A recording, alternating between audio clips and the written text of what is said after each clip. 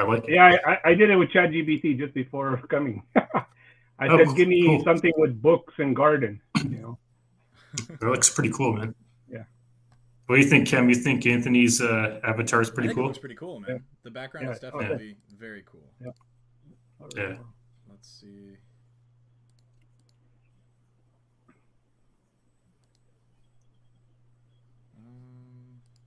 Hold on. What is the? So you're live now, Cam? I'm trying to make sure that I am.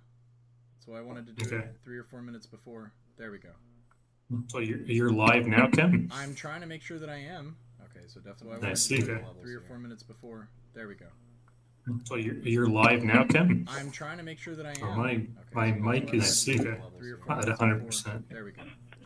So you're live now, Cam? I'm trying to make sure that I am. My mic is Just have to announce. at 100%. There we go.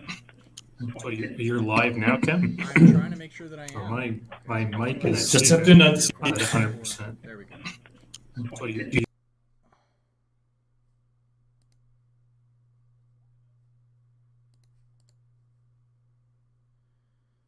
my goodness, this is... Why can't I just turn up? That's it? I can't, like, boost it? What the heck? Yeah, but the Noble, I see you in my chat. Unfortunately, the levels here are messed up. I sound really quiet compared to Rob. I know you guys can hear me okay, but on the live stream it sounds very quiet. I'm trying to figure out really quick. This is one of those things that you can't really fix until... Oh, here we go. Okay. There we go. Let me try that now. Yeah. I I think you sound louder because we can hear you through your stream as well as try that here. now. Yeah. That's much better. Okay. You can hear me through my stream? Well, I think maybe it's just echoing, but for a few seconds there, you sounded louder. Like can you hear me? Noticeably louder, but not. Can you hear me now? Is anything coming through? Perfectly. All right, cool. Yeah, still, I mean, it was always coming through, but when is it? But I mean, is it looping now? Is it going? Can you hear my stream through your audio? No, not anymore. Okay, that's good. That's good. All right. Yeah. Well, no, but it was just slightly. It was noticeably louder, but still, like, wasn't too loud. Yeah. All right, I'm ready to go when you guys are. Okay. Okay. Are you ready, Anthony? I'm ready. All right. Want to turn your? I mean, yeah, you can turn your. I mean, if you want, you can introduce yourself with your camera on, but it's up to you. Yeah. Hi. Well, you want to start now? Yeah. Well, I'm not live yet. I'm just about to click. Okay, 1 second. I'll give you the thumbs up when I'm live. Okay. Okay, everybody. Thank you for joining us. Today we're gonna have a debate between a theist and an atheist, Rob and Ken. Thank you for being here. Allow me to introduce you, Rob. Rob is a Christian who enjoys photography and cycling, and he has a mild interest in poker and reading. He also has a fervent passion for MMA and exercise. However, Rob's deepest enthusiasm lies in the realms of teaching, preaching, apologetics, theology, and philosophy. With a diverse range of interests and profound commitment to intellectual and spiritual pursuits, Rob brings a wealth of knowledge and passion to today's debate. Rob, how are you doing? I'm doing well. Thanks for that, Anthony. Thank you. And Ken? Hey, how's it going? Rob, if you can throw my slide up real quick, I'll give a quick introduction. Yeah, we'll start with Ken. Go ahead.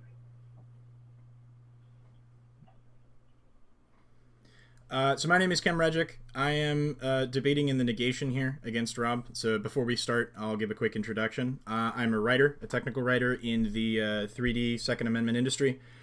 I'm a minarchist libertarian. I'm 24, from California, now live in West Virginia. I have a GED, some college. I am religiously unaffiliated, though I was raised Roman Catholic in the Mexican tradition, and I deconverted from Catholicism at 10.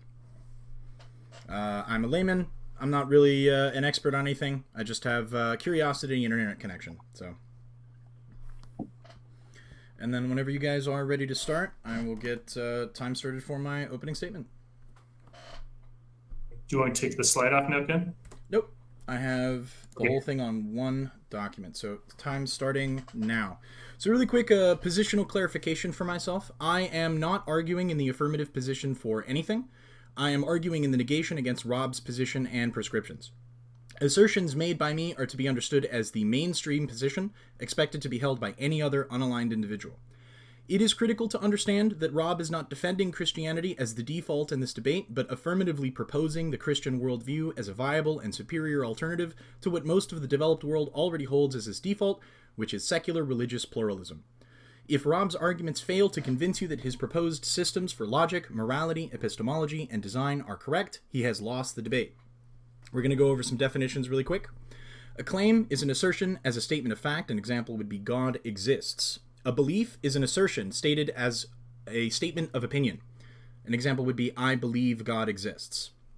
Knowledge is a claim that is demonstrable and testable with measurable accuracy. Theism is the active belief in one or more deities. Agnostic or soft atheism is the lack of belief in one or more deities. Gnostic or hard atheism is the active belief that no gods exist. Evidence is a body of facts which are either positively indicative of or exclusively concordant with one available hypothesis over any other. Science, the systematic study of the structure and behavior of the natural world. The scientific method is the procedure through which reliably true knowledge is observed and acquired. Observation, research, hypothesis, experimentation, analysis, and peer review. A scientific theory is the highest level of evidentiary confidence achievable by a hypothesis. Theories are concretely evidenced predictive models for an observed phenomenon containing facts, evidence, experimentation, and laws to explain phenomena in nature. Examples include cell theory, plate tectonic theory, the theory of gravity, the theory of general relativity, and the theory of evolution. The theory of evolution is defined academically as a change in allele frequency in a population over geologic time. Faith, a belief in a proposition, absent any evidence in favor or in spite of any available evidence against the proposition. So I have 5 positions. I have a general position and 4 specific positions. My comprehensive position. Robert does not have sufficient empirical evidence to demonstrate that his chosen deity, the Christian creator God Yahweh, exists. Ergo, any claims made by him that implicate or require this deity ought to be understood as matters of personal opinion and faith, not as observable reality. Further, Robert's chosen worldview, Protestant Christianity, Reformed Pentecostal, Young Earth Creationist, does not adequately provide effective systems for logic, morality, epistemology, and the origin of life. Before Robert can reasonably expect any human being to entertain his interpretation of the moral prescriptions handed out by his chosen version of the Bible, he must empirically produce his God. Rob, I want to be absolutely clear with you. It's not simply that we know you're wrong, it's that I believe you do not have enough evidence to even make your claim. There is nothing we observe in the natural world that is better explained by your worldview, and there is nothing we observe in the natural world that can only be explained by your worldview. To the contrary, all the claims you make about the natural world have already been proven wrong. Your claims exist ex nihilo, from nothing. On logic, no gods have yet been demonstrated to exist. Ergo, it is illogical to assume that any particular god exists until such a point where one is demonstrated to exist. This does not mean that no gods currently exist or that a god couldn't come into existence in the future, but simply that arguments that derive validity from the existence of any particular god must first demonstrate that this god exists. Logic is a tool devised by humans to accurately describe what we observe in nature, and has been employed, if unknowingly, by individual humans since the rise of Homo sapiens hundreds of thousands of years ago. No god is necessary to explain or justify this, as it is the natural consequence of thousands of generations of learning and development. Rob's conception of logic stems from a fundamental misunderstanding of how the rules of logic work. This makes it very difficult to communicate to him why his argumentation is malformed. The primary malformation is the presupposition of the existence of his chosen interpretation of the Christian creator God Yahweh.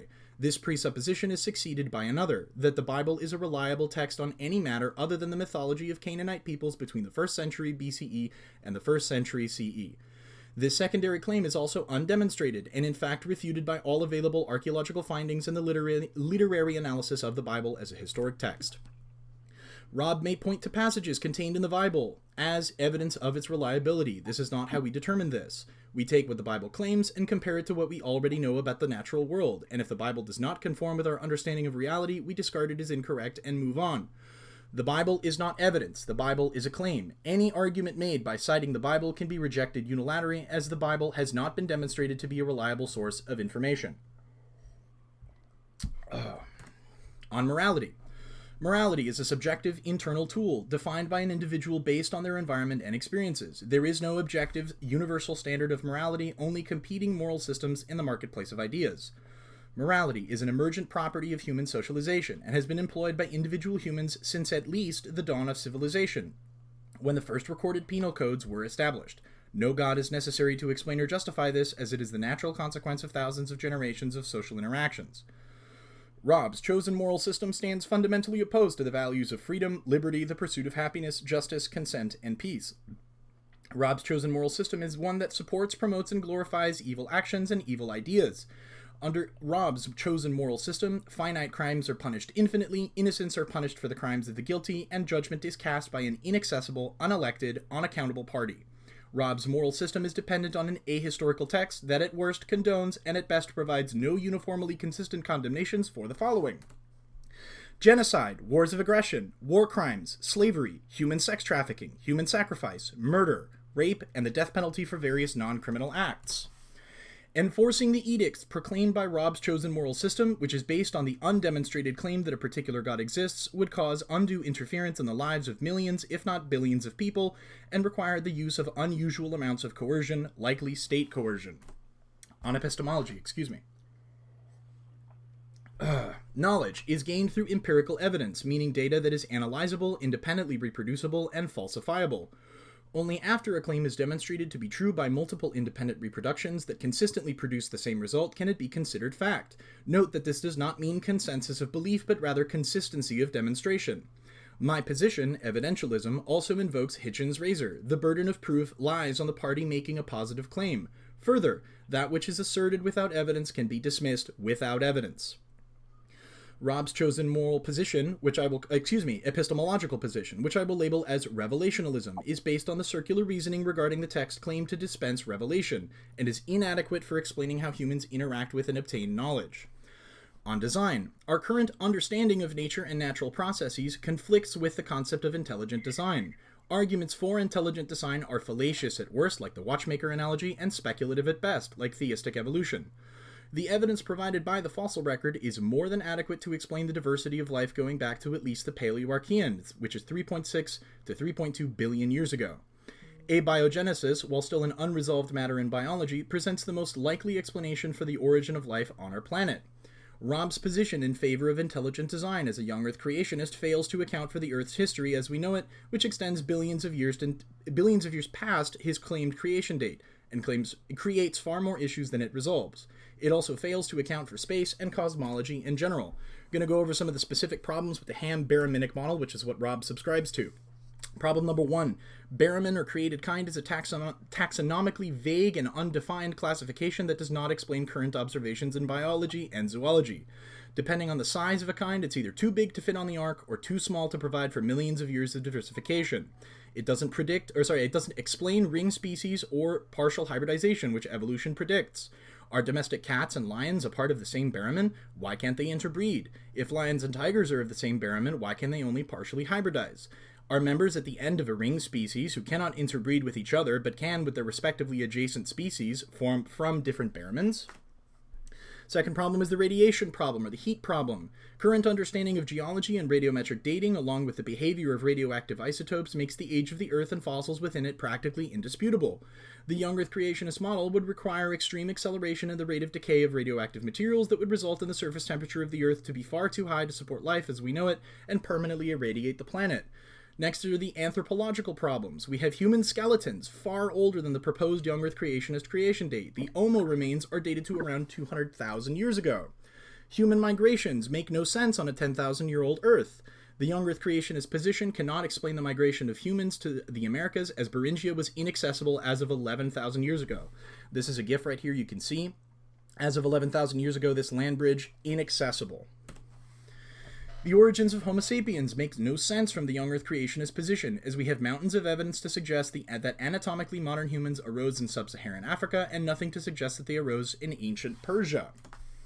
Stellar observations. We regularly observe stars in our own galaxy, the Milky Way, far older than the proposed young Earth creationist state, including the black hole at the center of our galaxy, Sagittarius A star, which is 27,000 light years away from us approximately, meaning that the light that is emitted that we see is at least 27,000 years old. The cosmic background radiation, which is detectable by any radio receiver, is 14 billion years older than the proposed young Earth creationist creation date.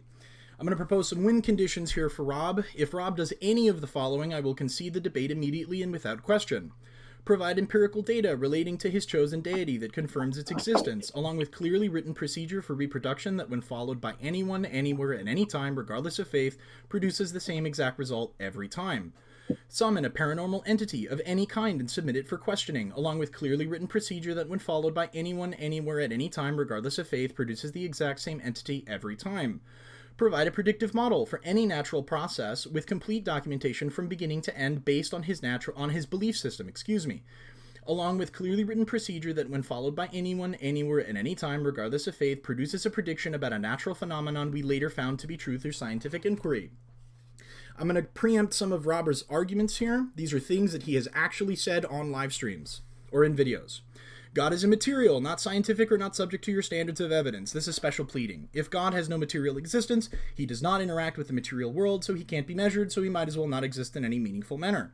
That which is not scientific cannot be trusted as a source of information on what is and is not scientific, nor can it be trusted to make accurate observations or predictions about scientific inquiries. The standard of evidence for all proposals is the same. God does not get a free pass on needing to be directly observed by human beings in nature, which is the standard you impose on evolution. Atheism is circular, self-defeating, nonsensical, etc. This is a thought-ending cliche. There is nothing wrong with the statement, I don't believe you. Atheism steals from God. This is presupposition. You can't steal something from a thing you don't believe exists. Further, there is no scientific or philosophical first-mover advantage. Ideas do not belong to the first entity to express them in perpetuity. Atheists don't make intellectual arguments, only emotional or moral arguments. This is incorrect and irrelevant. I have made several intellectual arguments here. Even if this wasn't true, moral and emotional grievances with your belief system are perfectly valid, and you do have an obligation to respond to them if you wish to be taken seriously. Commonality is not common ancestry. Inferring one from the other is circular. This is an argument from ignorance. Commonality is a consequence of common ancestry and confirmation of the prediction made by the theory of evolution that all life forms that share a common ancestor will have commonalities. Evolution has never been directly observed. This is another argument from ignorance. The peppered moths are a wonderfully well-documented example of evolution in action, showing speciation in the span of human lifetimes. Evolution would mean humans are moving towards a different kind of human or dying off. This is another argument from ignorance. Evolution has no goals, selection pressures come and go without any rhyme or reason, and only then does natural selection act on populations over long periods of time. Further, there are no major environmental selection pressures presently on our species. Radiometric dating data is read incorrectly or otherwise not trustworthy. This is an argument from incredulity and conspiracy. Radiometric dating is used every single day by the fossil fuel industry and is required for the extraction of petroleum products from the earth. If you drive a car, use public transport, or use electricity, you have seen the evidence for the accuracy and reliability of radiometric dating with your own eyes. Life from non-life is impossible or has never been observed. This is another argument from incredulity. The Miller-Urey experiment demonstrated in 1952 that amino acids can be spontaneously generated in conditions similar to those of prebiotic Earth. Just because you don't understand it and refuse to read on it and the subsequent studies doesn't mean it doesn't make sense. No direct observation of abiogenesis as it happened. This is missing the point. Direct observation of the phenomenon is not necessary to deduce how it happened. Only a mechanism we can verify works. A murder does not have to be witnessed in order to find the murderer. DNA is biological code. This is an argument from anthropocentrism. This is an analogy, not a literal description of DNA. All DNA does is store information. It is not a machine, and it is not Turing complete. Atheism is unprovable. This is also missing the point. Agnostic atheism is not a positive claim. It does not need to be proved. Evidence for young Earth creationism, intelligent design, biblical historicity, or God's existence is being suppressed by the scientific establishment through abusing of the mechanism of peer review. This is another argument from conspiracy. Being told that your arguments are malformed and your conclusions are incongruent with nature is not suppression, it's separating reality from fiction. Historian, scientist, biblical scholar X says Y. Argument from authority. It doesn't matter. The preponderance of evidence says otherwise, and that's what we go by. The universe or the world is fine-tuned for life. This is another argument from anthropocentrism. Earth is not finely tuned for life. Life is finely adapted to the Earth. Speciation is microevolution. Nothing produces anything except its own kind. You are missing the point. Speciation is macroevolution, and the law of monophyly is evidence of evolution. No new genetic information can enter into a species. This is flat out incorrect. Accumulation of successive genetic mutations constitutes new genetic information and results in speciation. Polyploidy, which is common in plants and some fish, also constitutes new genetic information. We can only infer into the past so long, any further and you risk bias. This is a non sequitur and just flat out incorrect. Scientific observation can and does discover data regarding events millions, even billions of years into the past, like most of astrophysics. As our ability to gather data increases through technological advances, we can look further and further into the past. According to you, this is an argument from omission and from conspiracy. Individual opinions on the matter are irrelevant. Scientific evidence, when collected in good faith, is not and cannot be produced with spin or narrative in mind. The peer review process is designed to prevent bad actors from doing so. There is no conspiracy in scientific circles to rule God out. You have simply not given anyone a reason to rule him in. And I think that's done. Well, thank you, Rob. Sorry, Kem. No Rob, worries. you're next.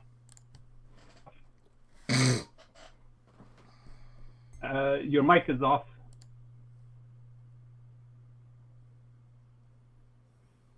All right.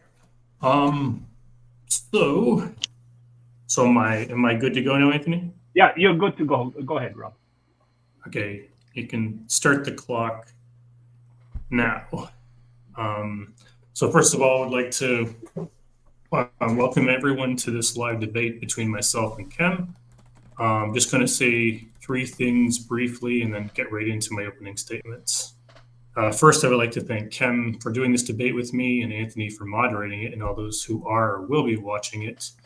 A lot of good work goes into an event like this, and it's obvious that Kem and I myself have put a lot of effort and time into preparing it. A lot behind the scenes goes to work, and that's what makes an event like this possible. Just to make it clear and just clarify, I guess, three things in Kem's opening statements. I won't be arguing for a young earth creation or from the Bible in this particular debate, but rather aim simply to provide arguments that God exists. Finally, other than what I just said, I won't be responding to what Kem has said in his opening statements, but we'll be saving that for the rebuttal and cross and examination part of the debate. If anything in my opening statements, other than the second point I made, appears or seems to be a response to Kem's opening statements, that is completely unintentional. All right, so now that that's been said, let's get right to it. As affirmation, the purpose of this debate from my side, at least, is to provide good arguments that God does exist using logic, morality, design, and epistemology for how we can know that God truly does exist. So without further ado, let's get to it. All right, so first of all, we have the logic argument. Logic, as defined by Webster's dictionary, is 1, the scientific study of the principles of reasoning, especially of the method and validity of deductive reasoning. 2, valid reasoning. And 3, a particular system or method of reasoning. Is it logical, to deduce that God exists? I would argue, obviously, that it absolutely is, and I'll explain why. As I said, the first part of the definition of logic is that we can use and should use, obviously, deductive reasoning to make a particular claim or argument, and we can absolutely logically deduce that God does exist. I'll give a few examples of this particular line of reasoning. Keep in mind that valid reasoning, a particular system or method of reasoning, is also part of the definition of logic. Simply put, we can deduce that God does exist because in order to use logic, we must weigh things against each other mentally in order to make logical decisions, assessments, and conclusions. Or to put it another way, we must at least argue mentally at least one thing against another in order to determine whether or not something is logical or not. And since logic is an immaterial concept, which we can all agree on, I would argue that all immaterial concepts come from a being who is himself immaterial. That would be using the scientific principle of reasoning to deduce that God must exist because an immaterial concept such as logic, which we all know to be evidently self-evident true, does exist and is something we all rely on every day of our lives. We can most certainly infer that God does exist since logic does as well. So secondly, we have the moral argument. Morality, as defined from Webster's dictionary, is one, the quality of being virtuous, and secondly, moral behavior. Not that I have said that. Moral defined is of or pertaining to the principles of right and wrong in accordance with standards of right conduct, and three, arising from the inner sense of right and wrong. Or morality, simply put, means a code of conduct or behavior which we use to govern our lives in terms of what we judge to be good and evil, right and wrong. So the question I will posit, break down, and simplify is this. Break down and I put it this way. Why is morality a problem for Kem's position or the atheist position? When we break it down, the answer to the question becomes rather obvious. Let me set up the premise and we'll go from there.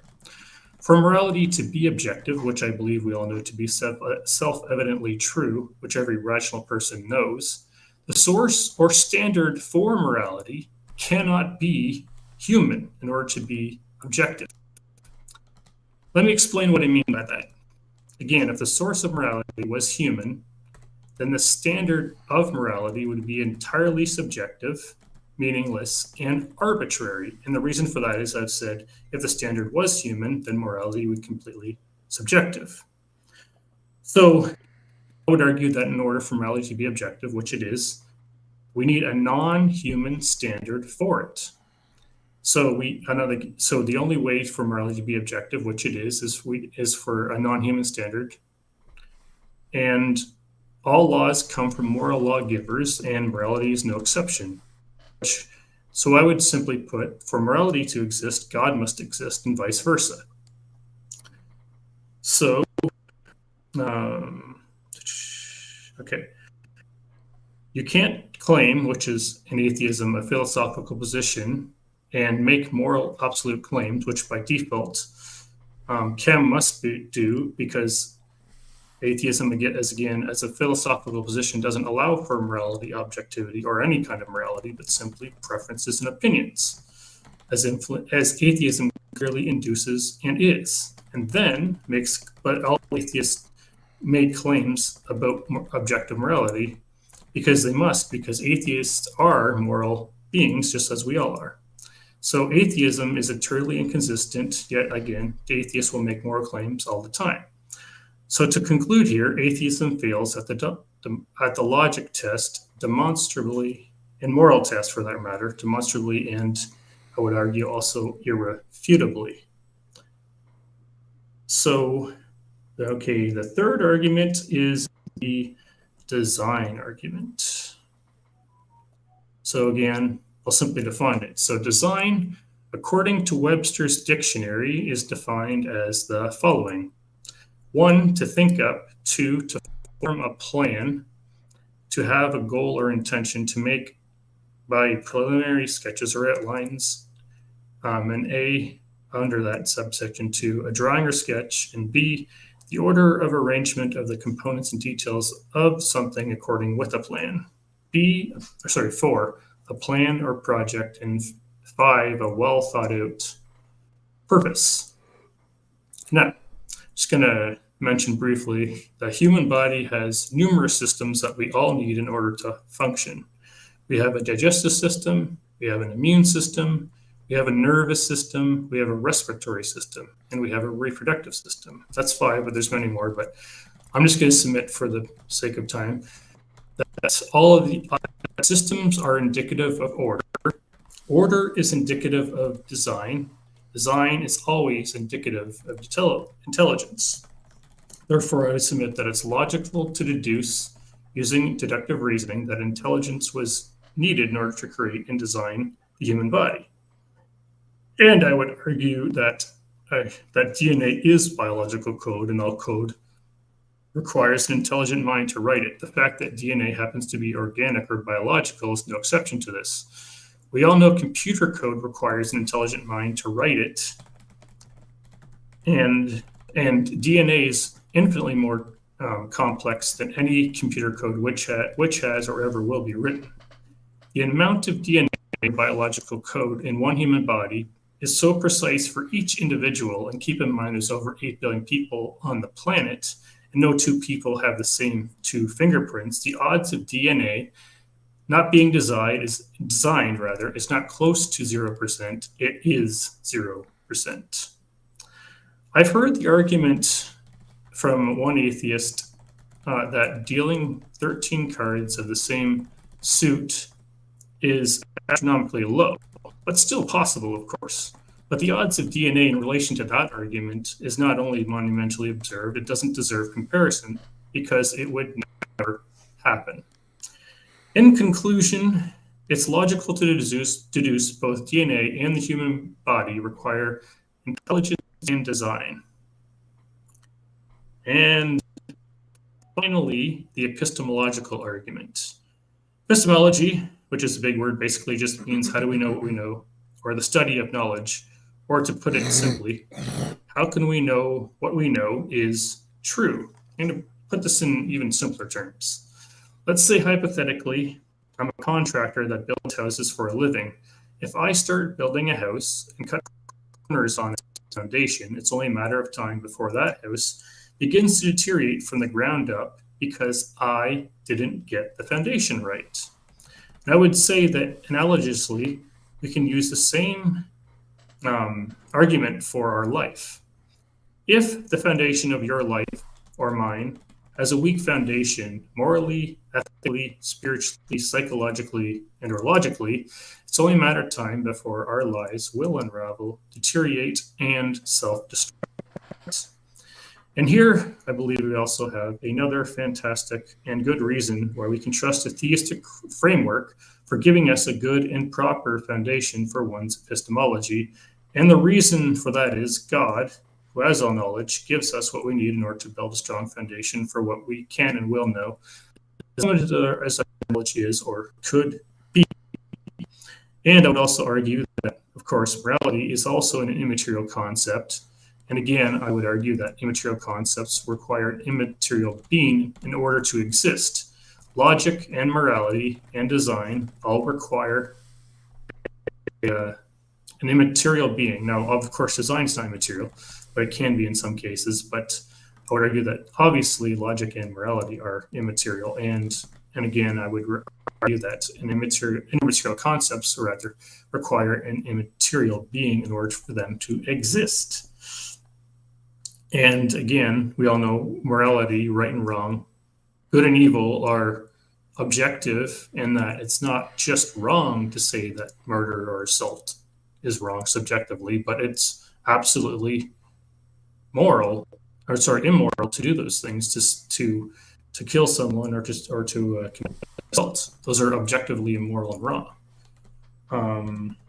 And that's pretty much it for my opening statements, and I concede the remainder of my time. Thank you. Thank you, Rob. That was very good. I guess now for Ken to respond. Yeah, I'll make a couple of quick responses here. I don't have a whole lot. First off, logic is material. There's nothing immaterial about it. This is probably the main contention between us. You sound like a substance dualist, and I'm a substance monist. Logic is material, morality is material, they're products of a material mind, which is contained within a material being, right? Because we live in a material existence. I think my camera's starting to act up. I might have to stop it here in a minute. Morality isn't a problem for atheists. We just think your moral system is bad. We see it produce bad results for most people. So we just don't think it's a good system to use. Morality is not objective. There's nothing objective about it. You and I can disagree on morality, and that makes it subjective. You and I have different opinions on what is moral and what is not moral. I have made no objective moral statements. My positions are subjective on morality. I don't like your moral system. I think it's bad. The word system, when you use it, this is anthropocentrism at work, right? Just because we call something a system doesn't mean that it is a system in any real sense outside of the human mind. This is a concept that people don't seem to grasp, is that the human mind is built to want to put things into neat intellectual boxes, and reality does not conform to those boxes. What else? Systems are also not indicative of order. Order is something that humans invented, right? Our conception of order does not exist tangibly in reality. Also, biology is not dependent on statistics. This idea that the chances of DNA coming about randomly is 0% is irrelevant. Biology is not dependent on statistics, and using this argument is kind of silly. I have only one question for you, Rob, because you are essentially making a material claim, right? You are claiming that your God exists materially within our material universe. So my only question for you is, can you produce materially, tangibly, this God?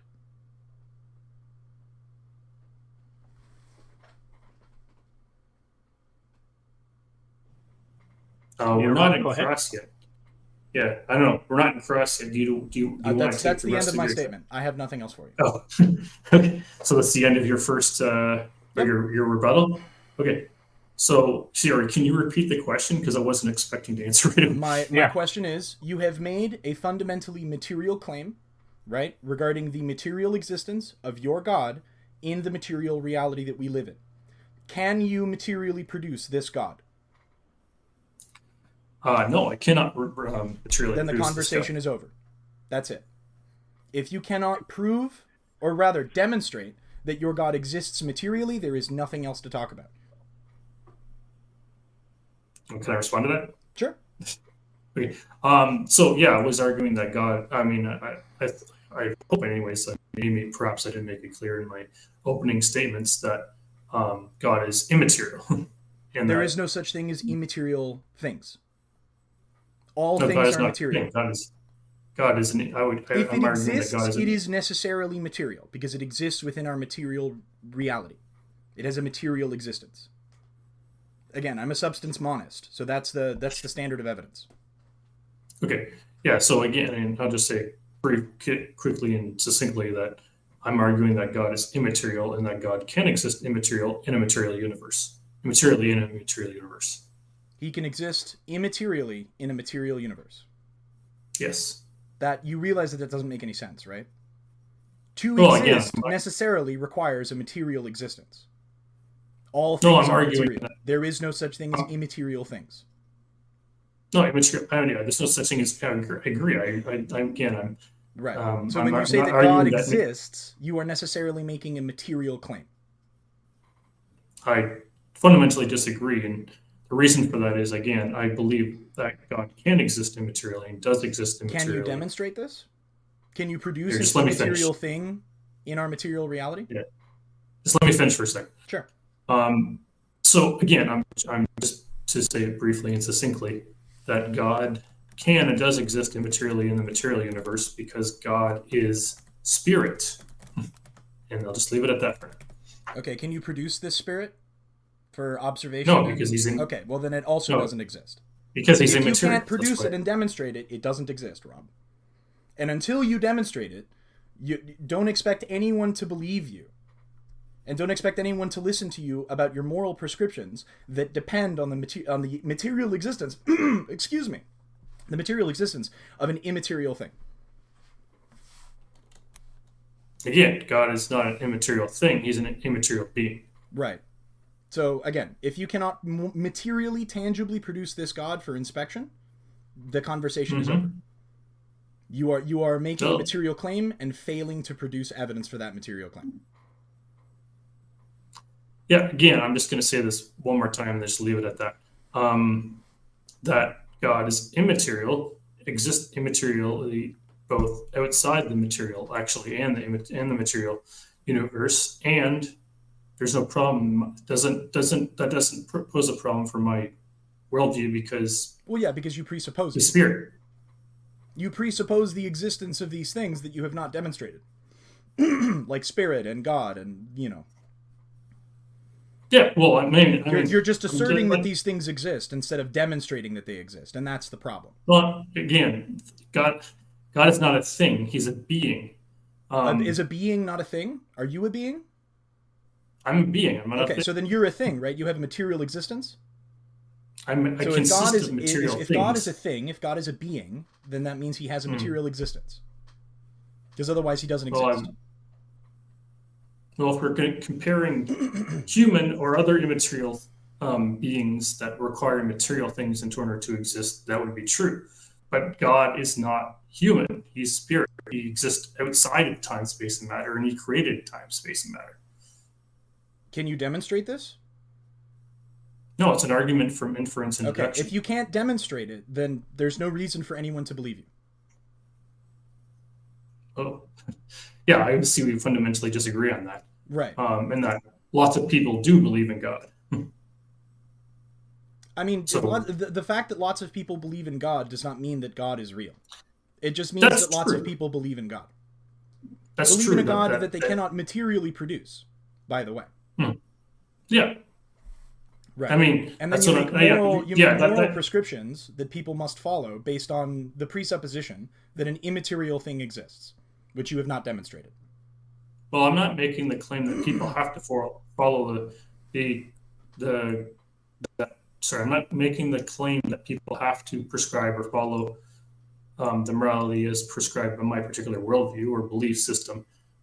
I'm making the argument so far that morality and logic infer God, and that we can use deductive reasoning for those claims. Yeah, but you haven't demonstrated how they do that. You have just asserted that they do. Right? Yeah, I guess. You just said yeah. design requires a designer. Morality requires a moral lawgiver, and you're not really demonstrating anything. You're just claiming these things. You're not showing us the lawgiver. Well, again, I said logic. Was it logic? Was it design? So what? Sorry, I said systems. Systems are indicative of order. But the and term order system is a human-made creation. These are labels that we place on concepts, collections of things that we observe. The respiratory system does not exist tangibly outside the conception of the human mind. We labeled it. Right. Okay. So here, just let me finish with that interruption. Sure. So again, I said that systems are indicative of order. That order is indicative of design, and design is always indicative of intelligence. Would you at least agree that No. design You is have indicative asserted of this without intelligence? evidence. No. Would you agree that design is indicative of intelligence? No. So you would say that design doesn't require intelligence? Not in the sense of nature, because I would disagree that nature is designed. Also, I would disagree with the earlier premise that systems indicate order. I'm not talking about nature specifically, but just design in general. Principally, would you say I don't that know how design? I don't know how you're defining that. Okay, well, I'll make it more clear in cross. That about that. So yeah, this is kind of it almost feels like cross now, but this is just supposed to be the rebuttal part. So I would say that again, that systems are indicative of order. That order is indicative of design. That design is indicative of intelligence. Yeah, I would disagree with the first part of that premise. And again, you haven't demonstrated this is true. You're just asserting this. Yeah, for now, I'm making claims, and I Sure. tend to get more into it during later portions of the debate. So I don't know how long this has gone. How long has it gone, Anthony? 40 minutes. Pardon? We're 40 minutes in. No, Yeah, I we're mean, like when you 20 start. minutes is up. When how long has it gone when Chem started this? The 20 section? minutes is up, so I guess we'll go to the next section, which is, I don't know. Cross. Yeah, so Cross. now we're in cross. So Okay. Sure. Chem, I don't have any other questions for you. If you cannot Okay, demonstrate so- that this thing you are claiming actually exists, there is nothing more to talk about. That's why I let this go, because of that, what he just said.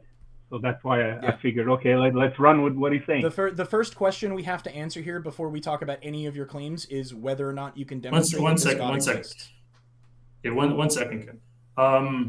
So let's do this is a formal debate, so let's do this formally. Sure. Okay. You have 5 minutes to ask me questions, and I'll respond to them. Sure. And then vice versa. I will We'll do ask you that the twice. same question again. Sure. You have made a material claim Okay. about the material existence of a God within our material reality. If you cannot produce this God, there is nothing else to talk about. Can you produce this God materially? Well, as I said or I guess we went to a bit of a back and forth rebuttals there. I've said it repeatedly that I don't believe I've made a claim that God exists materially. I've made the claim that God exists immaterially By in the material insisting realm that a and thing immaterial. exists, you are necessarily insisting that it exists materially. There is no other excuse me. There is no other way for a thing to exist. To exist is necessarily to exist materially. You have not demonstrated any other way for something to exist. You have not demonstrated the existence of an immaterial thing, right? Nothing immaterial has ever been demonstrated to exist. So for you to just assert that God is immaterial as a solution to this problem is another presupposition. Yeah, I am presupposing that God exists immaterially as my claim, and my reason for that is again, where I would still suggest to both you, Anthony, and anyone who is or will be listening to this at some point, that morality and logic are immaterial concepts. But they're not. They're material things. They are products of material minds. They're products of material minds Yeah. that exist immaterially. No, they don't. They exist materially. They exist as energy, as neurons firing in your head. That is a material existence. Can you demonstrate that logic exists materially? Yes. It is a material tool that we use in our brains to observe and classify reality. To observe things in reality. That is a material thing that the brain does. But you can't put logic under a microscope. You can put the brain under a microscope and see how the brain acts as people are doing things with logic. That is a material existence. It exists as energy, which is the potential to do work, which is what the brain is doing when you are using logic. It is working. So that is a material existence, the material existence of logic and morality. You can see how different areas of the brain react. Okay, so again, I'm just going to say, just briefly and succinctly, that logic is. Actually, I'll say logic alone. Logic is an immaterial concept. How do you demonstrate and that?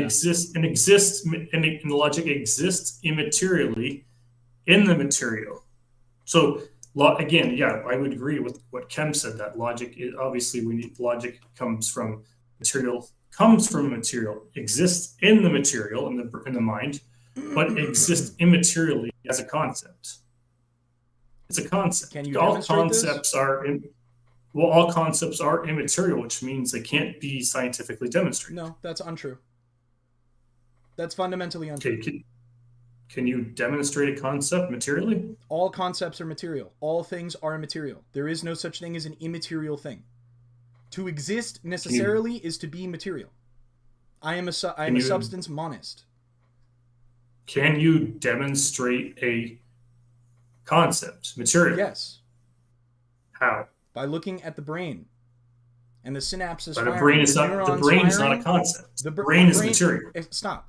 When you think of something, your neurons fire in a particular pattern. You can observe that pattern, and that electrical energy, that is the thought. It is electrical energy firing in your brain. That is a material thing. Those are electrons moving. Yeah, I would agree that you can observe electricity. I mean, lightning's pretty obvious about that. Right. But you can also observe it in the brain. So again, you can observe lightning, which is obviously electrical, but you can't observe. You can observe a concept, material. You can observe the neural pathways that the brain uses to think about these things. Yes, you can. Can you demonstrate physically a concept? Can you show me a concept? Put somebody under an MRI machine and you will see the neural pathways light up. That is electrical energy. You can see neural pathways. Those are electrons moving. Those pathways are your thoughts, your memories. That's everything your brain does. That's a material existence. That is energy moving in the material world. I can take an electron microscope and I can see.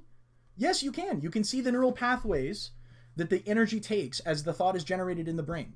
We have tons of studies on this. The thought is generated you can't see the thoughts. Yes, you can. You can see the energy. You can see the electrical signal moving through the brain. And the neural pathway that it takes through the brain is the thought. That's what it is. It has a material existence. It is tangible. You can look at it. You can see it. You can measure it. You can't do any of those things with God. And if you can't do those things with God, that thing doesn't exist. So you don't think that anything in the natural world is... Sorry, I'll put this away. So do you think that everything in the world is material? Yes, I am a substance monist. All things are material. There is no such thing as an immaterial thing. Okay. Let me ask you a question. Shoot. Do you have all knowledge? No. So is it possible that God could exist in the knowledge you don't have? Potentially. Okay. But until that is demonstrated, I cannot assume that that is the case. Until you give me that's fair a physical, material demonstration of the existence of this God, I have no reason to believe you. Because until you do that, this is a claim that you have asserted ex nihilo, from nothing. And like I said, if you cannot materially, tangibly produce this God for us to look at and study and measure, there is nothing more to be said. Because all of your other claims stem from that one presupposition. And until you demonstrate that thing to be true, it is your presupposition. Yeah, you just conceded that God could exist in the knowledge you don't have. Yeah, I said that at the beginning of my presentation. I'm not claiming that a God couldn't exist or that a God could not come into the existence in the future. I'm claiming that until you demonstrate that a God exists, we have no reason to believe you. Yeah, but, okay, so I'll put it like this. Sure. I think you are... Just let me say this all without interruption. Okay. I think you are engaging in the law of non-contradiction. Okay. And when I say that, what I mean is I think if you say that God could exist in the knowledge you don't have, and then say God, I don't believe that God could exist until you demonstrate it's true. I don't think you can hold. Okay. Let me clarify. True. I am not saying that a God could not exist materially at some point in the future, or that a God does not currently materially exist. You have not demonstrated that your God currently materially exists. So it makes no sense for me to believe you without you providing any demonstration. Okay, so let me just say this briefly again without interruption. You have conceded in this debate that God could exist in the knowledge that you don't have, which means he could exist immaterially in the knowledge you don't have. No. Just let me finish. I'm not conceding that a God could exist immaterially. That is not a point that I am conceding. Okay, that's fair. Okay, let me say it yet another way. Then you have conceded that God could exist in the knowledge you don't have. It could be possible that God exists, and I am not aware of it. Yes. Okay, that's fair. So God could exist and you're not aware of it. Yes. So you could be ignorant of God's existence now, correct? Okay. But that God that exists that I am ignorant of must necessarily be material. Because all things are material. There is no such thing as the immaterial. I am a substance monist. Okay. So let's say so God could exist and you could be ignorant of his existence. Yes. So I would say if God could exist and you could be ignorant of existence, then you can't, I don't think you can honestly, truly make the claim that God has to exist materially. Again, I am a substance monist. If a thing exists, it necessarily exists materially. But again, we're not and let me grant you this, it could be that your particular God exists materially, and I am not aware of it, and you do not have any physical evidence for it and cannot provide it. My not believing you does not mean that your God doesn't exist. It just means that I don't believe you, and you have not provided me with a good reason to believe you. So until that point comes, I don't believe you, and I have to act as if your God does not exist. Because it would be unreasonable for me to assume that a thing that you have not demonstrated does in fact exist. Yeah, I'll say 4 quick things, and then I guess we could probably get to closing. We could take a 5-minute break and go to Q&A.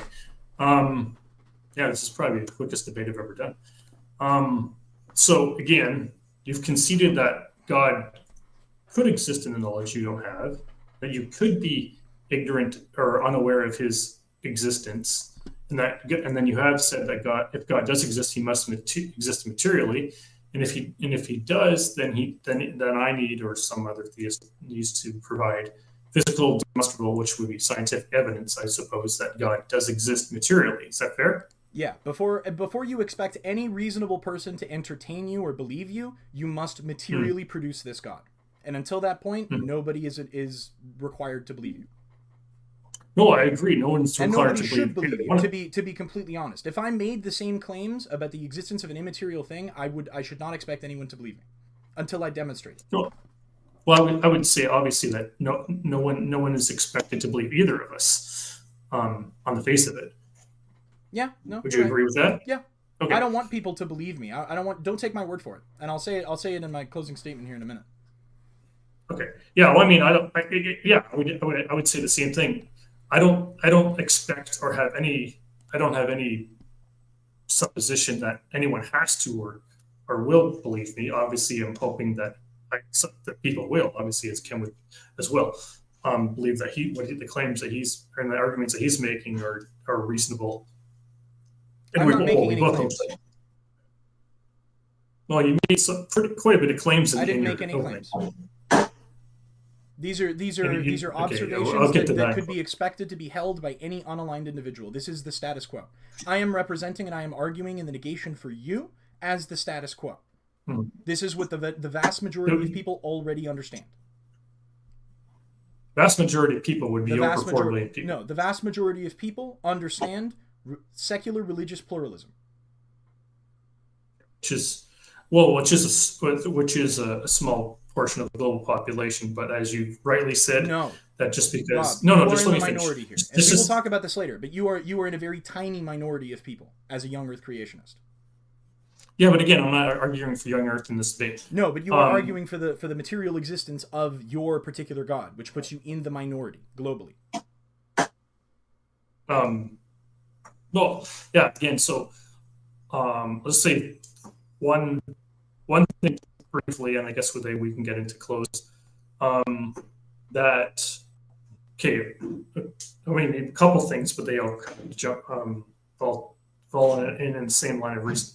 That Kem has conceded that God exists in knowledge he doesn't have. God could exist. Could. Not does. Yeah. Could. Good. I agree. I know. Okay, so just let me finish that intro. Well, don't misrepresent what I'm saying then. Don't omit my words. Okay, so yeah, but you've admitted that God could exist in the knowledge you don't have. Yes. That you could be unaware of his existence. Yes. And that if he does exist, that he has to be demonstrated to exist materially or physically. Yes, before anybody reasonable would be expected to believe you. Or rather, before you expect anyone reasonable to believe you. And you believe you're a reasonable person, correct? I would hope so. Okay.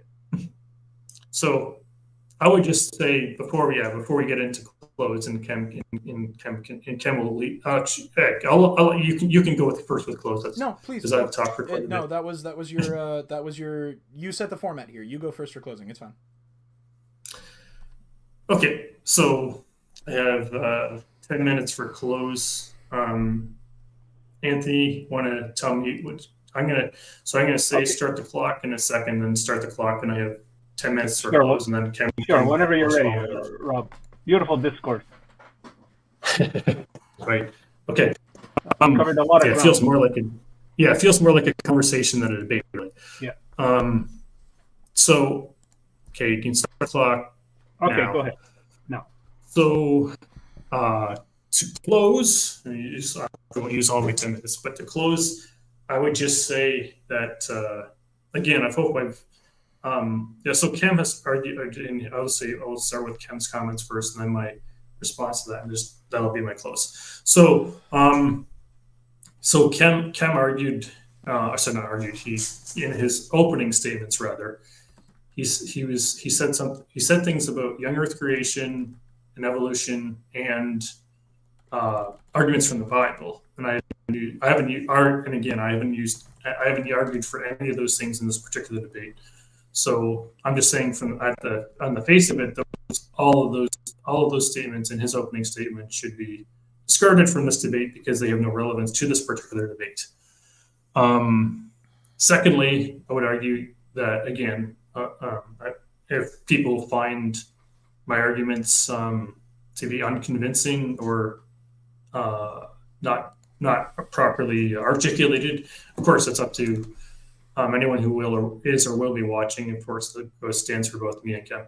And I would just hopefully convince at least some people who are maybe on the fence about theism or atheism that there is good reason to believe that God exists and that we can and should use things outside the Bible, like I've presented in this particular debate, that including logic, morality, design, and epistemology, that God does exist, that we can know his existence through, I would say, inference. And I'll just say that immaterial concepts, and I will I guess double down on this, that logic is an immaterial concept, and that thoughts are immaterial things, and that things like logic and morality and thoughts do exist immaterially, and that material concepts like logic, I would argue, require an immaterial being, and we call this being God. And then even Kim, I would argue, would have to concede that the universe has a beginning point, which means I would argue that time, space, and matter had a beginning, and that whoever created time, space, and matter must be spaceless, material, and timeless. And I would argue, of course, that being is God. Now, again, just to make it perfectly clear, I'm not in this particular debate arguing for a young Earth or from the Bible at all, but simply that we can use and should use logic, morality, epistemology, and design as are good arguments for why God does exist. And so I gave the moral argument, the logical argument, the design argument, and the epistemological argument. And I believe that epistemology is a great source for both the existence of God and the refutation, of course, of atheism. And the reason I believe that is because atheism is unverifiable and unprovable. Now, of course, Ken could say the same thing about theism, that a God is unprovable and unverifiable. But I think if you look at this world, this universe, and the astronomical math involved for even the conditions of life, like just to give one argument about that that I haven't used at all in this debate, is that if you take gravitational force, if you say it was in a straight line, and even though kind of gravity is not a material thing either, gravity is a theory, that if you had it in a straight line, just as a way of argument, that if it was moved a fraction, I'm talking a fraction in one direction or the other, that life on this planet could not and would not exist at all. Gravitational force, like it alone, I would argue, requires intelligence because it's not, again, kind of where it needs to be for the conditions of life, but it's precisely where it needs to be for the conditions of life.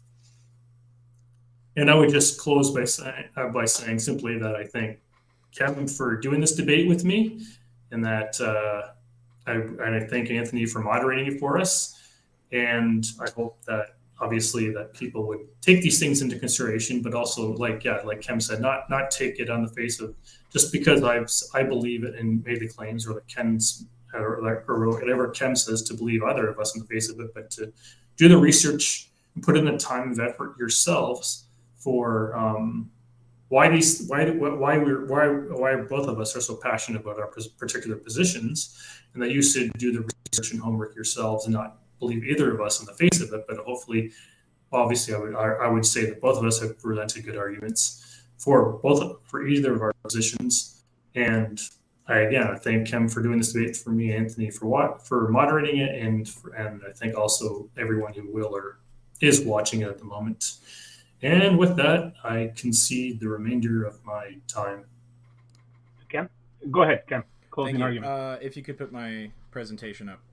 Really quick before I start with closing statements, I do want to thank Rob for being a man of his word and doing the debate and hosting it. I genuinely didn't think this was going to happen after the Twitter drama and the first moderator backed out. But I do want to thank him. I want to thank Anthony for moderating. And I want to thank everybody who's watching for coming by and just witnessing this, because I think it's really important. I think this conversation matters. So some closing thoughts? Thanks, everybody, for being present. Sorry, I just like to say... Oh, no, you're fine. Go ahead. I apologize. Go ahead. You're fine. I apologize. What we are observing in Robert Groen's position and argumentation is the death rattle of an ideology on life support. Religiosity globally is on the steepest decline it's ever been on in all of human history, and religious non-affiliation is trending upwards as the fastest growing group demographically. Christianity has proven itself to be a failed experiment 2,000 years running, incapable of properly dealing with the progress of human knowledge and inquiry as time has passed. Young Earth creationism represents a minority within a minority within a minority, the loudest, most vocal, and smallest group of ardent believers in an ideology that not only does not conform with our understanding of reality, but actively rejects it in favor of a stagnant, hateful, and violent mythos dating back to the Bronze Age. As part of the death throes, this ideology has galvanized con men and possessed those who know no better to spread an anti-realist message of submission to a cruel god of misery, destruction, and death. No reasonable person need do more than simply listen to the nonsense presented here today to see clearly what is happening. The game is over, and faith has lost. I am not a scholar. I'm not even formally educated. I am a double dropout layman with absolutely nothing except an internet connection and a desire to learn about the world I live in.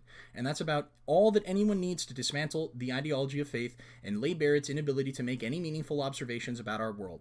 All of the information and evidence needed to understand why Robert and people who believe as he does are wrong is available at your fingertips. You are likely listening to or watching this debate on a device capable of showing you the truth, if you only take the leap and begin to search for it. Thousands of years passing scientific knowledge down has given us a wealth of solid foundations on which to perform the experiments necessary to gain a more perfect understanding of our place in the cosmos. And nearly all of the modern world depends on this science to provide the comforts you make use of every single day. The same science that helped humans design and create your cell phone helps humans measure the composition of planets millions of light years away, and it is all accessible to you through the internet. Do not take my word for it. Go test the claims yourself. Produce the data with your own hands and see if it lines up with what we observe.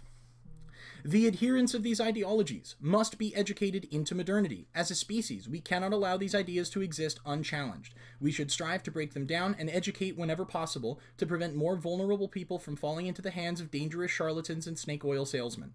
The world is a cruel place to our species, but the way to combat nature is by understanding and learning about it, not by denying it. Thank you very much. If you like and saw what you heard, like what you saw and heard, these are the places where you can find me. Excellent. Thank you, Ken. Thank you, Rob. I really enjoyed the discourse. I would like to see a part 2, but there will not be a part 2. That's why I'm bringing it up to you, Ken. Yeah. What would make you participate in a part 2? I will not be participating in a part 2. No, there's got to be something that would. There is nothing else that needs to be said, and Rob has proven himself to be an individual that is not worth talking to. I have tried and tried and tried, and anybody who goes to my channel can look at all of the time I spent, multiple hours that I spent talking to Rob.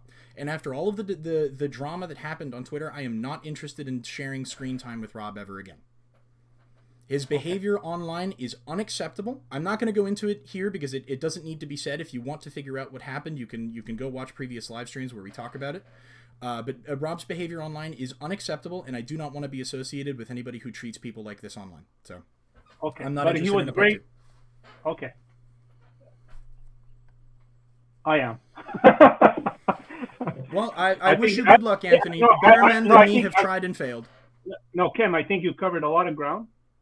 I hope so. That perhaps Rob could address in a part 2. That's my only. He's more than welcome to address anything that I've said here, or anything that I've said in any past live stream. Or anything that I might say in the future in a video. I will not be sharing a live stream with him ever again. Okay, I appreciate you both. No worries. It was it was wonderful for me because I learned a lot. And okay, so was great. Okay, yeah, go ahead, Rob. What were you saying? What was that last thing you said, Anthony? I liked this presentation. Like, he was very detailed. He was very prepared. He put a lot of thought and time into it. I did. I worked very hard on it.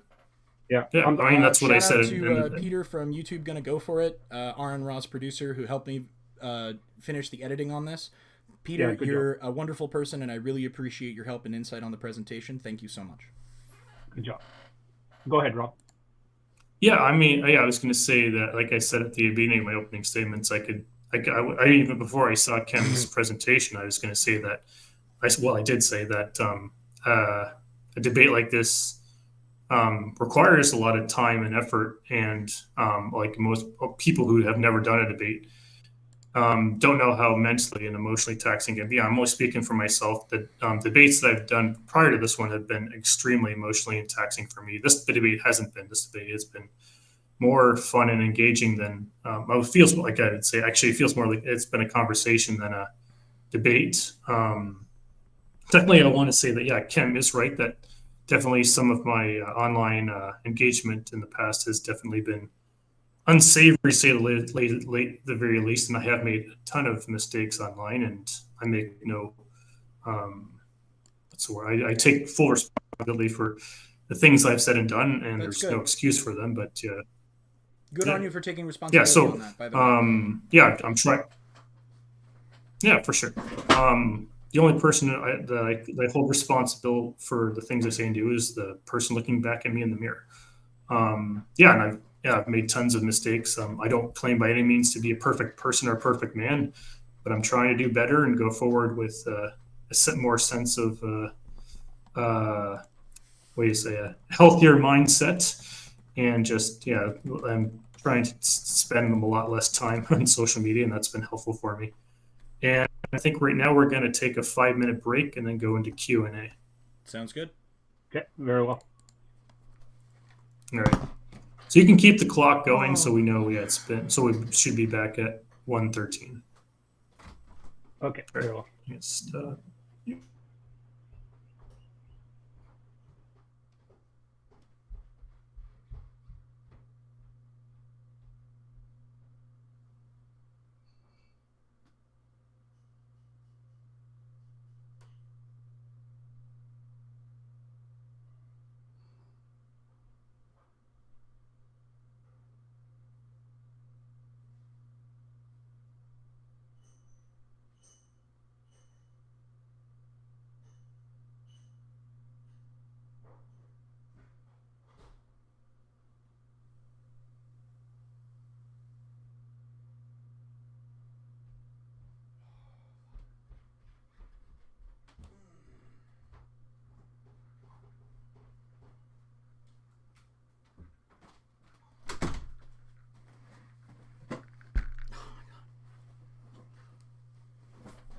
Oh, yeah, whoops. I keep forgetting that I have to mute myself in OBS as well.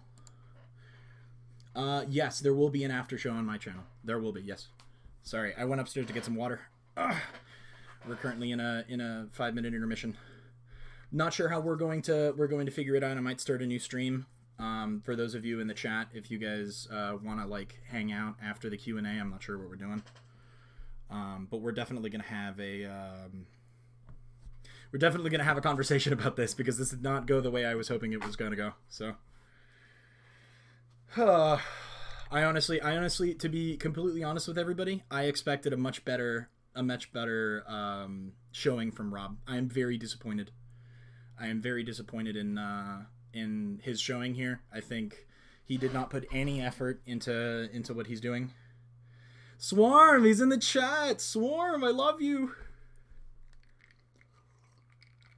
No, it's fine. I just stepped upstairs to get some water. You probably heard me swearing under my breath. No, I expected Rob to come out with more arguments. I can't believe that this is all he showed up with. I put all of this effort in for nothing. To be completely honest, I think Peter, yeah, to be fair, Phantom, yeah. I don't know why I expected better from him, but I definitely didn't get it today. Oh well. But yeah, definitely we will be having an after show to talk about it, if only for a couple of minutes, because I've got stuff that I have to do today. But this is true. I mean, from our interactions on the live streams when we have conversations, usually it's much more engaging. But I don't really think he came with anything substantial this time around. Yeah, I'm sorry. I have a sinus issue, so those of you who know me personally know what that's about. But yeah, I muted myself in StreamYard out of habit and forgot to do it in OBS because I'm not used to using OBS. Yeah, it is gross. Fuck you. I don't care. The human body is gross, okay? It's a natural thing. Who cares? Oh my goodness. Man, this has been stressful. Having to cover so much ground. The nose beard. Swarm! Stop! Stop! Yeah, right? Yeah, I don't honestly, I don't even know. I don't know what I expected, why I expected anything better. Anyway, we're gonna get back into it here.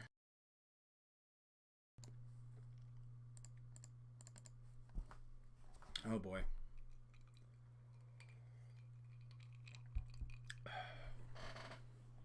Hey, Kim. Hey, how's it going? Good. Man, you came out guns blasting.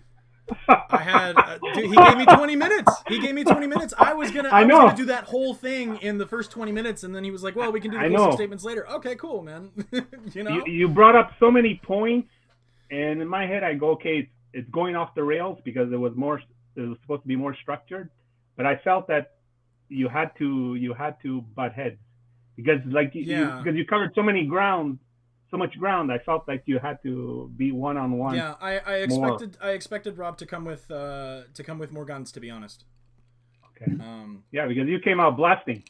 Well, hey, I figured this is a huge. He came out with 2 guns blasting. To cover. I have to, you know. I didn't came know out it was take gonna no be, prisoners. it was gonna just boil it down you know? to one question, but sure, yeah. Whatever. Do we have any Q&A questions from the audience? Yeah, do we have? Did anyone ask the Q&A to send you DMs for the Q&A, Anthony? No, I got nothing. Well, all right, let's see if it's in. If there's no Q&A, let's see if there's anything. Well, I got some things in my private chat. In the chat now. Oh, Anthony. Oh, I didn't see Anthony was asking stuff in the private chat. Yeah, but yeah. If there's anybody in the chat that wants to ask a question, speak now or forever hold your peace. Okay. Yeah, words, information, materially, point to identity, logic, materially, speaking of asserting things with no proof. Yeah, that's what this guy was, Bill Hicks was hitting. All of these things you're describing are material. They come from the brain. They're material. Yeah. I'm a substance monist. You will not move. I don't. Yeah, the thing I don't like when I've been extremely guilty of this myself, but I try not to do this anymore. Is insult people when they make a claim that you may not agree with. I mean, I think Kim and I have both proved that we can have a discourse or debate without resulting to insults. Yeah, I mean, I don't have any reason to insult you, to be honest, especially not during a conversation like this when I'm required to take you seriously, and I want to take you seriously, right? As my interlocutor. Likewise. Yeah. I mean, I feel the same way. I've got some questions in my chat. Noble Pursuits in my chat wants to know where you're recording, Rob. Me? Yes. Oh, it's on YouTube. No. It's on YouTube. Where physically are you right now? Where is your studio? I'm in a study room in a library. Okay. Yeah. Got another question. Anybody in my chat, just ask questions in the chat, and I'll make sure that they get answered. Does anyone ask? Peter from YouTube, gonna go for it, wants to know when you're gonna back up your claims. When is later? Yeah, I thought I had some, anyways. But again, I'm going to respond to. There is a question in my chat too from Jeffrey Willers. Okay. Said, how can a young Earth creationist claim he's using logic? But yeah, again, I'm just going to say simply that I wasn't arguing for young Earth in this particular debate. I am a young Earth creationist, but I wasn't arguing for that in this particular debate, so I don't feel the need to I don't feel it's a necessary question. Okay. I have a question from Swarm Tech. How can the existence of life defy the energy well of entropy? Is that for you or me? I don't know. I don't really have an answer. I'm not sure. Can you actually? I don't have it offhand. Can you you know what the actual definition of entropy is, Ken? Entropy, I know, is the tendency of closed systems to reduce themselves to the lowest possible energy state. And what was his question exactly again? The question is, how can the existence of life defy the energy well of entropy? I'm not sure, Swarm. I'm gonna have to get back to you on that one. Okay. This is I would say the same thing. Yeah, this is not something I'm properly familiar with either. So so I'll leave that Phantom for now. I'll leave that as well. Wants to know what it would take to make me not a monomaterialist. Demonstrate the existence of a non-material thing. If you can hold a soul in your hand and submit it for inspection, I would be forced to believe you. Yeah, but again, I would submit. Okay, yeah, okay. So I would submit that again employs a lot of non-contradiction, where an immaterial thing can't be demonstrated to materially exist. I mean, yeah, I would say that you can, but you have to do it. Until you do it, I have no reason to assume that any immaterial thing exists. I have never laid eyes on an immaterial thing. And so, well, that's because if you did, it wouldn't be immaterial. Does immaterial mean not observable? Yes. Okay. Not to our senses anyway. It's not. So it doesn't exist. End of question. Well, I would say radio waves that's a ridiculous sure they can. Position. What do you think a radio receiver does? Are you asking me or no? I'm asking Anthony. Yeah. Okay. What do you think a radio transceiver does? Religiously, you just brought up the point of the Holy Spirit. Sorry, I didn't try to do that. Right, but you said radio waves can't be measured. Yeah, here, what you just said though, is that you can measure the Holy Spirit without realizing. Yeah, without realizing you said it. What do you mean? Are you implying that the Holy Spirit is made of radio waves? No, in Christianity, they believe in the Holy Spirit. That the Holy Spirit can enter a human body. And Christians claim that they feel the Holy Spirit. So they're acknowledging the invisible or the immaterial in their own body. Well, they are stating that they believe it. Yeah, and they're saying they measured it. Sure, but that's an internal experience that we can't replicate reliably. And that also doesn't stand up under scientific scrutiny. When we try to observe this thing happen in double-blind studies, we realize that it's just down to what you believe. If you have internally convinced yourself that the Holy Spirit exists, you will identify physical experiences with that Holy Spirit. There is no way to replicate the existence of the Holy Spirit. I mean, like, can you produce a human being without a soul? Can you isolate the soul away from a human being? How do we study these things in isolation? That's my question. I don't know. Maybe Rob has an answer. Sorry, can you repeat the question? Rob, can you produce a human being that does not have a soul? No. Okay, so then there's no reason to think that being human and having a soul is something that we can... If there is no distinction, there's no reason to make the distinction. Okay. I was gonna say that. So I just pull out from my opening statements that one of the definitions of moral is arising from the inner sense of right and wrong. And I'll ask Ken, if you have an inner sense of right and wrong, how can that be demonstrated or observed materially? Exactly. If you were to put my brain under an MRI machine and show me things that I personally consider to be immoral, you would see my brain light up in a particular way.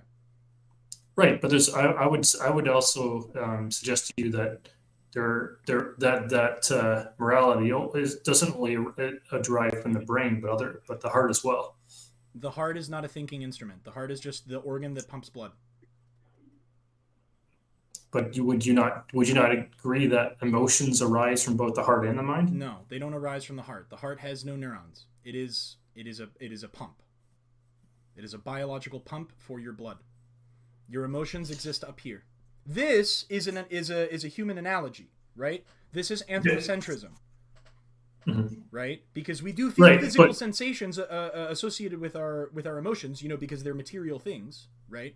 We feel them physically. Yeah, but when I feel something emotionally, I don't feel it in my mind. You feel it in your body, my heart and stomach. because of the parasympathetic system. Yeah, absolutely. But that is indicative of a material existence when it comes to emotions. Emotions are material things. Can you demonstrate emotion materially and put it under a lab? Yes. Put a human being in an MRI machine and show them things that will emotionally stir them, and you will see the emotions happening in the brain, and you will see the physical. No, I don't dispute that, but I'm saying, can you take emotion? I get maybe. I'll do you one better. You can inject emotions into people through the brain. You can hijack the centers in the brain and artificially create emotional responses. Yeah, I think the military has definitely proven that you can definitely alter and manipulate the emotions of people. Yeah. Also, like, drugs are a fantastic example of entering into altered emotional and conscious states, right?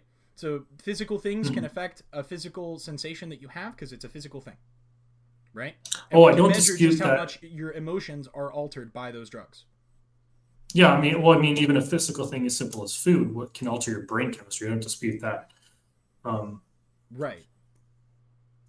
But I would still suggest that how you feel is still immaterial. It's internal. It's not immaterial. It's an internal conscious experience that you're having that you can't, like, you can communicate it to other people, right? Right, I can communicate it to other people, but I say I can't. Like, I'll give you an example. If I was nailing nails into a board and I accidentally hit the hammer I was using on my thumb instead of a nail by accident, I can tell you that in my experience, it feels like an 8 out of 10 in terms of the pain I'm experiencing from that particular experience. But there's no way to quantify that. Sure there is. How?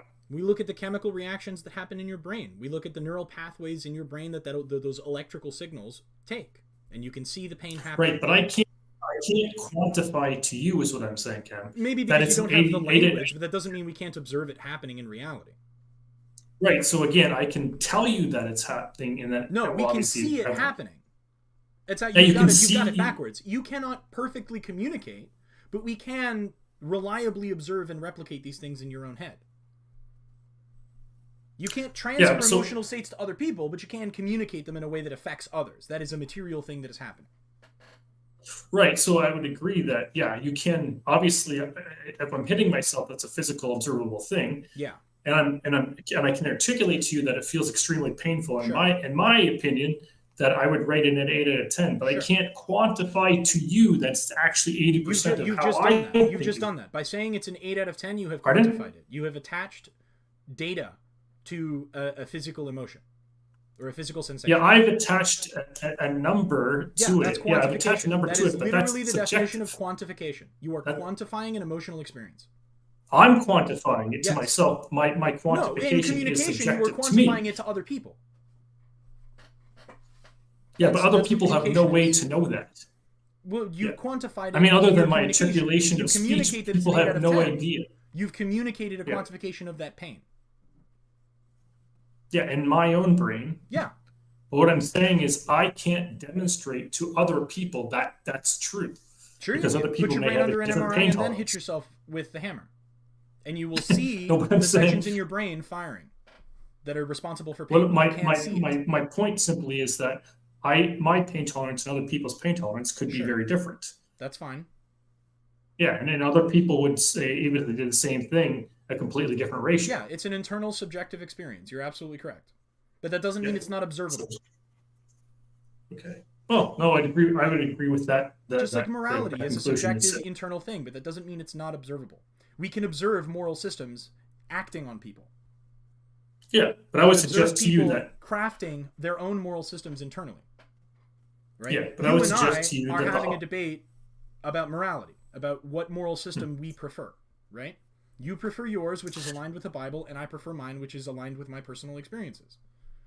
Morality is subjective. Right, but I would suggest to you that things like murder, sexual assault, kidnapping are objectively wrong morally. No, we all agree that they're wrong, but that doesn't make them objective. Okay. Objective Obviously, we would mean that fundamentally nobody can disagree with this, and surely you and I can imagine somebody who believes that murder isn't immoral, which means it's not objective because you can disagree with it. Yeah, but again, I would propose rather that morality is objective whether we like it or believe it or not. Again, the ability of me and other people to disagree with the fact that, or not the fact, with the idea that morality is objective is proof that morality is not objective. If morality were objective, we would have no way of disagreeing about it. Well, I would say that's circular. No, that's I would just say- what it means to be objective. Objective means it is independently observable. You cannot dispute it. Everybody can see it. Like the sky is blue is an objective fact. We can all see it. Right? Your blue might be different than my blue, but we apply the same label to it. Nobody is arguing that the sky is green. No, but compare. I would say comparing the sky being blue to morality being subjective is a false equivalence. No, it's not a false equivalence. The difference between an objective and a subjective thing. Morality is subjective. The idea that the sky is blue is not. Okay. Well, obviously we fundamentally disagree. And as a matter of fact, we have an explanation for why the sky is blue, right? Yeah, there's science scattering. behind it. No, Rayleigh scattering. That's why we know that the sky is blue, right? Because of how our atmosphere interacts. Sky's blue with the light that comes is from the sun. observable. Yeah, it's observable, right? And we can test it. Mhm. You can't do this with morality. Morality is not an objective thing. That's why we disagree on morality. Half of our political conversations are about morality, about what moral system we want to apply to a country. Morality is subjective. There are a lot of baseline things that most people agree on, like murder and sexual assault, which, by the way, your Bible condones, right? And if you want to go over those individual citations, I can bring up my notes. but I'm saying I'm not, for the sake of this debate, I'm not arguing for or from the Bible. You are arguing for a moral system that is aligned with the Bible, right? When you say that morality is objective, what you're saying is this is the moral system that I believe people should subscribe to. This is the correct option. And the correct option in your mind supports, or at very best, does not uniformly condone a bunch of really reprehensible and heinous shit. Like war crimes. But again, I'm not slavery. And issuing a death penalty for a bunch of random things.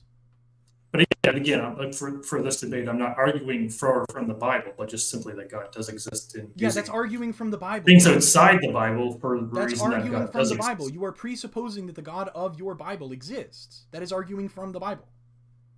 There's arguments that a lot of other theists, I mean, even Muslims would. Sure, and they are arguing from the Quran because they are presupposing that their book is true.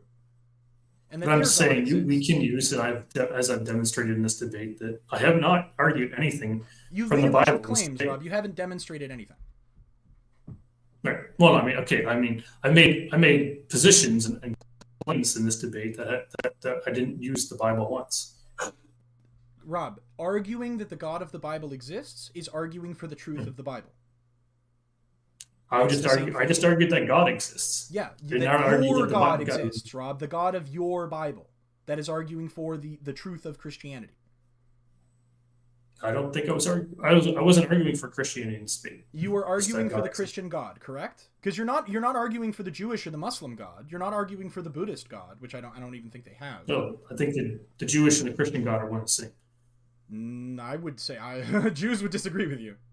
Because you think Jesus is God. Well, at least the first half. I very much disagree with you on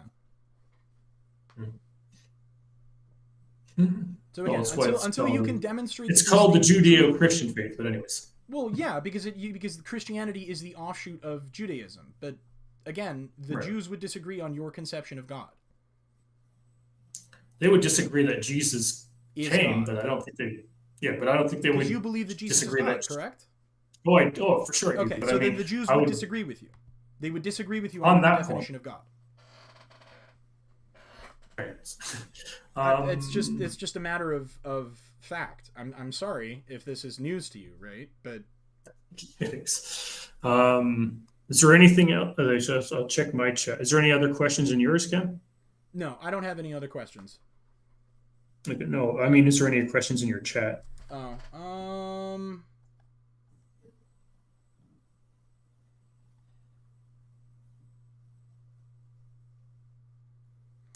Peter wants to know if you can unblock everybody that you have blocked in your chat so that they can come in and join and ask questions, but I guess we're past that at this point. I guess so. I didn't honestly. I didn't know that either. But yeah. Anyways, Peter also asked if the Holy Spirit can enter into your body, it can be measured. Has this ever happened? Has anyone ever measured the Holy Spirit entering a body? Well, no, because he's immaterial. Okay, so once again, claiming that a thing exists without being able to demonstrate it. Doesn't mean he doesn't exist. It means you can't demonstrate it, and it means that nobody should believe you.